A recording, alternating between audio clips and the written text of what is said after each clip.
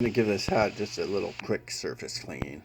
You know, it's not a high-end hat or anything, so I'm just going to, you know, it's got some surface dirt and stains and stuff. So basically what I'm going to do is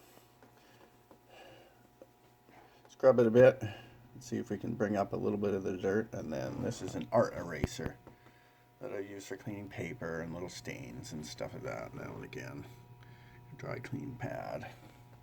We'll see if it makes a difference. Basically, just going to sprinkle the eraser.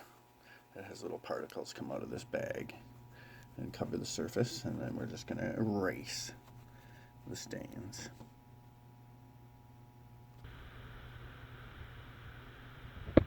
So it's a little better.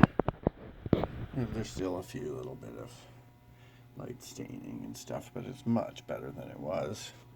And that would be a nice little display, or somebody could still wear it for sure. So that's how I do a quick clean.